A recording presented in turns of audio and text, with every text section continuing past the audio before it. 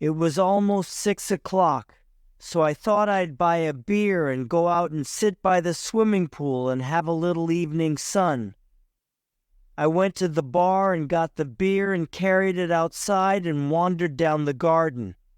It was a fine garden and there were plenty of chairs around the pool. There were white tables and huge brightly colored umbrellas and sunburned men and women sitting around in bathing suits. In the pool itself there were 3 or 4 girls and about a dozen boys, all splashing about and making a lot of noise and throwing a large rubber ball at one another. I stood watching them. The girls were English girls from the hotel. I didn't know about the boys, but they sounded American, and I thought they were probably young sailors from the American ship, which had arrived in harbor that morning.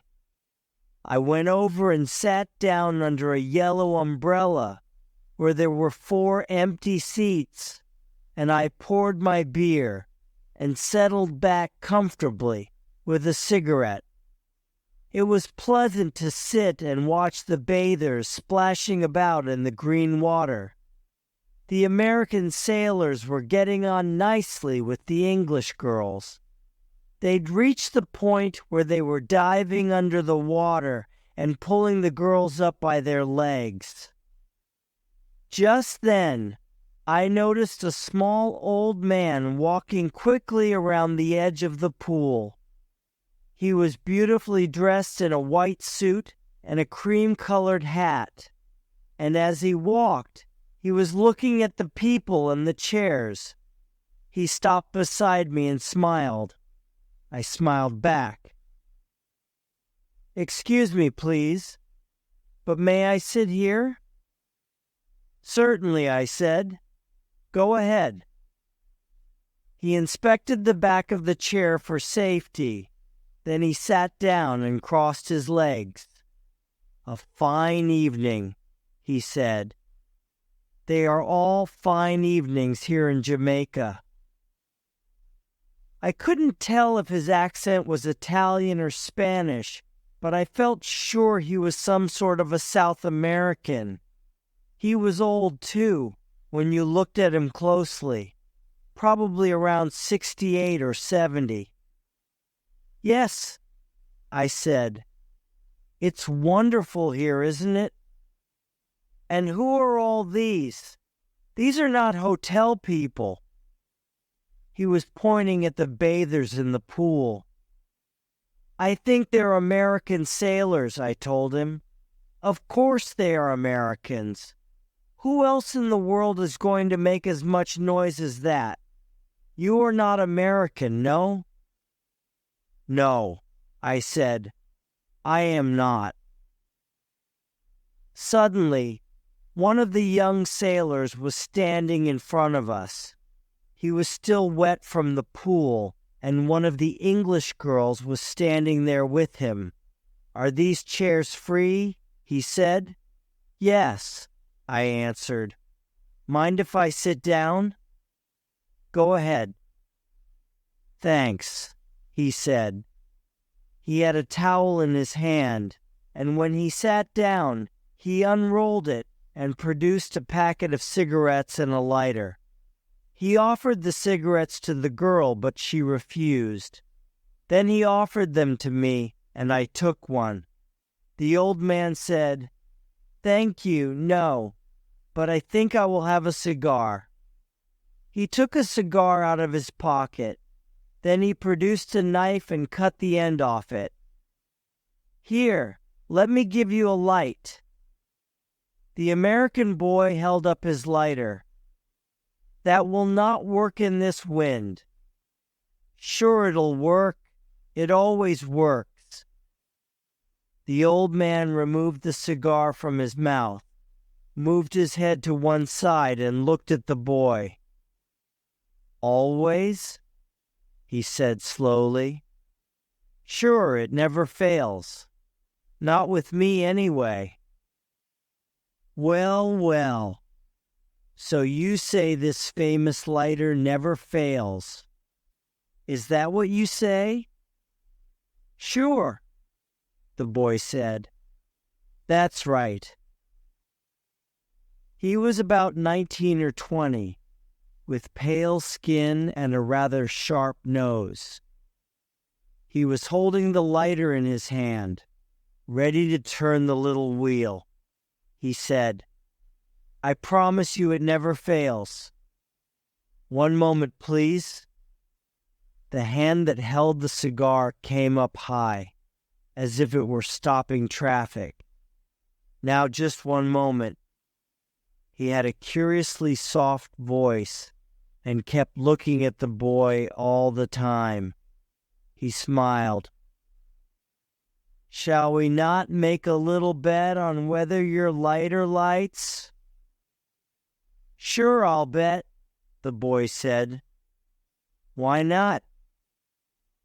You like to bet? Sure, I'll always bet. The man paused and examined his cigar, and I must say, I didn't much like the way he was behaving. It seemed he was trying to embarrass the boy, and at the same time, I had the feeling he was enjoying a private little secret. He looked up again at the boy and said slowly, I like to bet too. Why don't we have a bet on this thing? A big bet. Now wait a minute, the boy said. I can't do that, but I'll bet you $1. I'll even bet you 10, or whatever the money is over here. The old man waved his hand again. Listen to me. Let's have some fun. We make a bet. Then we go up to my room here in the hotel where there's no wind, and I bet you cannot light this famous lighter of yours 10 times one after another without missing once. I'll bet I can, the boy said. All right. Good. We make a bet, yes?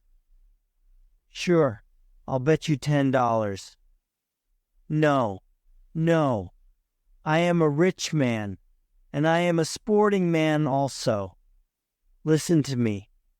Outside the hotel is my car. It's a very fine car. An American car from your country. Cadillac. Now wait a minute. The boy leaned back and laughed. I can't offer you anything like that. This is crazy. It's not crazy at all. You strike the lighter successfully 10 times, and the Cadillac is yours. You'd like to have this Cadillac, yes? Sure. I'd like to have a Cadillac. The boy was still smiling. All right, fine. We make a bet and I offer my Cadillac. What do I offer? The old man said, I never ask you, my friend, to bet something that you cannot afford. You understand? So what do I bet? I'll make it easy for you, yes? Okay, you make it easy. Some small thing you can afford to give away, and if you did lose it, you would not feel too bad, right? Like what? Like, perhaps, the little finger on your left hand. My what? The boy stopped smiling. Yes. Why not? You win, you take the car. You lose, I take the finger. I don't understand. How do you mean you take the finger? I chop it off. That's crazy. I think I'll just bet $10. Well, the old man said. I do not understand. You say it lights, but you will not bet. Then we forget it, yes? The boy sat quite still, staring at the bathers in the pool. Then he remembered that he hadn't lit his cigarette. He put it between his lips, opened the lighter, and turned the wheel. It lit and burned with a small, steady yellow flame, and the way he held his hands meant that the wind didn't get to it at all. "Could I have a light too?" I said. "God, I'm sorry, I forgot you didn't have one." He stood up and came over to light my cigarette. There was a silence then, and I could see that the old man had succeeded in disturbing the boy with his ridiculous suggestion. He was sitting there very still, obviously tense. Then he started moving about in his seat and rubbing his chest and stroking the back of his neck. Finally, he placed both hands on his knees and began tapping his fingers against them. Soon he was tapping with one of his feet, too.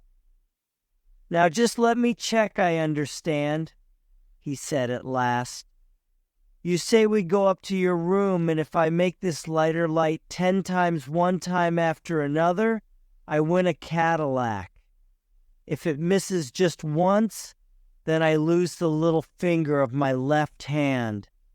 Is that right?" "Certainly, that is the bet. But I think you are afraid." "What do we do if I lose? Do I have to hold my finger out while you chop it off?" "Oh no, that would not be good, and you might refuse to hold it out. What I would do is tie one of your hands to the table before we started, and I would stand there with a knife ready to chop the moment your lighter missed." "How old is the Cadillac?" "How old? It is last year's. Quite a new car. But I see you're not a betting man. Americans never are." The boy paused for a moment, and he glanced first at the English girl, then at me. "Yes," he said suddenly. "I'll bet you." "Good." The old man clapped his hands together. "Fine," he said. "We will do it now. And you, sir?" He turned to me. "You would perhaps be good enough to, what do you call it, to referee." "Well," I said, "I think it's a crazy bet. I don't like it very much." "Neither do I," said the English girl. It was the first time she'd spoken. "I think it's a stupid, ridiculous bet." "Are you serious about cutting off this boy's finger if he loses?" I said. "Certainly I am. Also about giving him my Cadillac if he wins. Come now, we will go to my room. Would you like to put on some clothes first?" he said to the boy. "No," the boy answered. "I'll come like this." Then he turned to me. "I'd consider it a favor if you'd come along as a referee." "All right," I said. "I'll come along, but I don't like the bet." "You come too," he said to the girl. "You come and watch." The old man led the way back through the garden to the hotel. He was excited now, and that seemed to make him walk with more energy. "Would you like to see the car first? It's just here." He took us to a pale green Cadillac. "There it is, the green one. You like?" "That's a nice car," the boy said. "All right, now we will go up and see if you can win her." We all went up the stairs and into a large, pleasant double bedroom. There was a woman's dress lying across the bottom of one of the beds. "First," he said, "let's have a little drink." The drinks were on a small table in the far corner, all ready to be poured, and there was ice and plenty of glasses. He began to pour the drinks, and then he rang the bell, and a little later there was a knock at the door, and a maid came in. "Ah," he said, putting down the bottle and giving her a £1 note. "You will do something for me now, please. We are going to play a little game in here, and I want you to go off and find for me 3 things. I want some nails, I want a hammer, and I want a big knife, a butcher's knife which you can borrow from the kitchen. You can get these, yes?" "A butcher's knife!"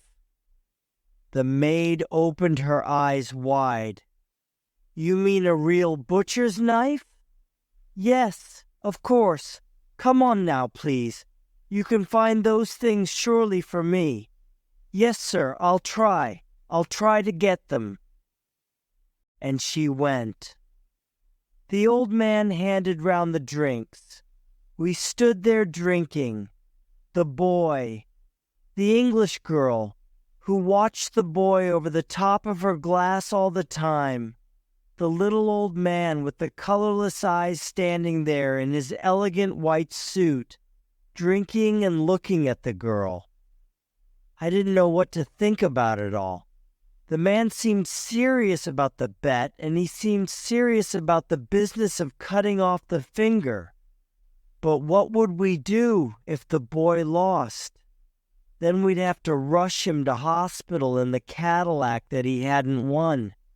It would all be a stupid, unnecessary thing, in my opinion. "Before we begin," the old man said, "I will present to the referee the key of the car." He produced the key from his pocket and gave it to me. "The papers," he said, "and the insurance are in the pocket of the car." Then the maid came in again. In one hand she carried a butcher's knife, and in the other a hammer and a bag of nails. "Good. You got them all. Thank you, thank you. Now you can go." He waited until she had gone. Then he put the things on one of the beds and said, "Now we will prepare ourselves, yes?" The old man moved the little hotel writing desk away from the wall and removed the writing things. "And now," he said, "a chair." He picked up a chair and placed it beside the table. "And now the nails. I must put in the nails." He fetched the nails and began to hammer them into the top of the table. We stood there, the boy, the girl, and I, watching the man at work. We watched him hammer 2 nails into the table, about 15 centimeters apart, allowing a small part of each one to stick up. Then he tested that they were firm with his fingers. Anyone would think that he had done this before, I told myself. He never hesitated. Table, nails, hammer, knife. He knows exactly what he needs and how to arrange it.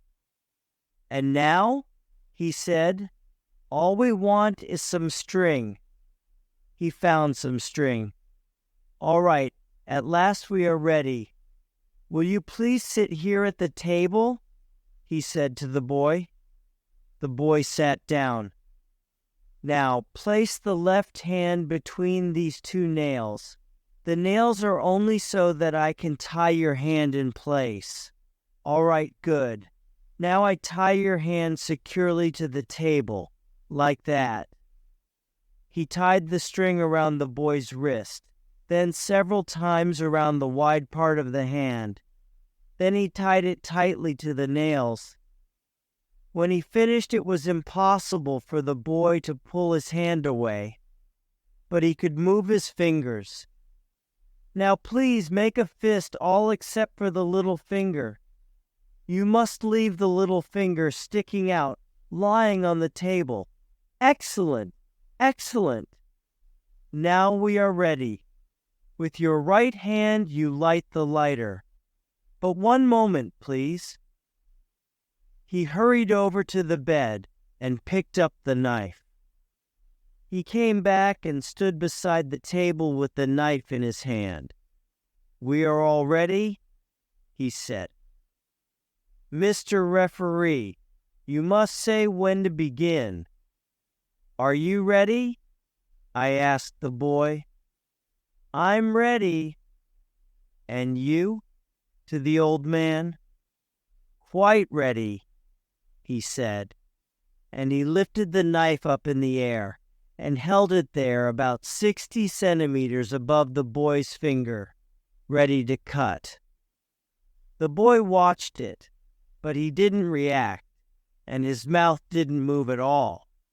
He only raised his eyebrows and frowned. All right, I said. Go ahead. The boy said, Will you please count aloud the number of times I light it? Yes, I said. I'll do that. With his thumb he raised the top of his lighter, and again with his thumb he turned the wheel sharply. There appeared a small yellow flame. 1, I called. He didn't blow the flame out. He closed the top of the lighter on it and waited for perhaps 5 seconds before opening it again. He turned the wheel very strongly, and once more there was a small flame. 2!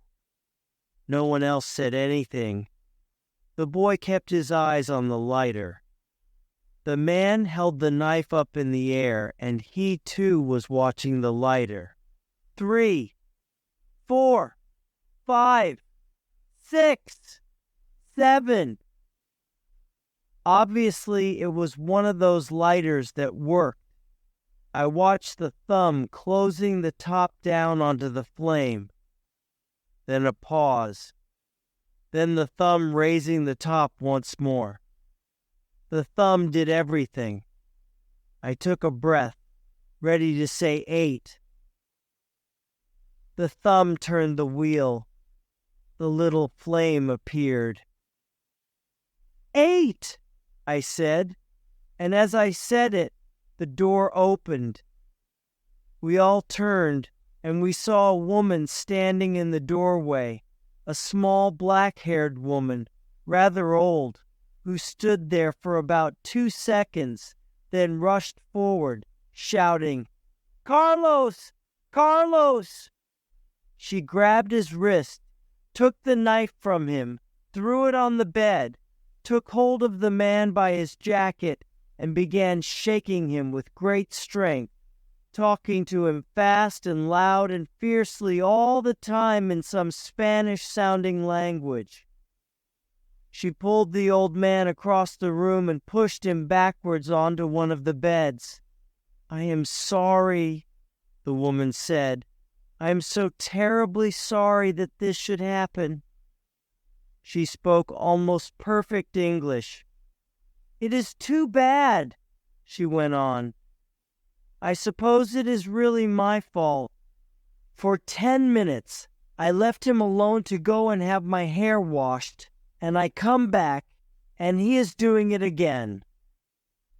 The boy was untying his hand from the table. The English girl and I stood there and said nothing. He is a danger to others, the woman said. Where we live at home, he has taken altogether 47 fingers from different people, and he has lost 11 cars. In the end, they threatened to put him away somewhere. That's why I brought him up here. We were only having a little bet, whispered the old man. I suppose he bet you a car, the woman said. Yes, the boy answered, a Cadillac. He has no car, it's mine. And that makes it worse, she said. He has bet you when he has nothing to bet with. I am ashamed and very sorry about it all. She seemed a very nice woman. Well, I said, then here's the key to your car. I put it on the table. We were only having a little bet, whispered the old man again. He hasn't anything left to bet with, the woman said. He hasn't a thing in the world, not a thing. In fact, I myself won it all from him a long time ago. It was hard work, but I won it all in the end. She looked up at the boy, and she smiled, a slow, sad smile, and she came over and put out a hand to take the key from the table. I can see it now, that hand of hers. It had only one finger on it, and a thumb.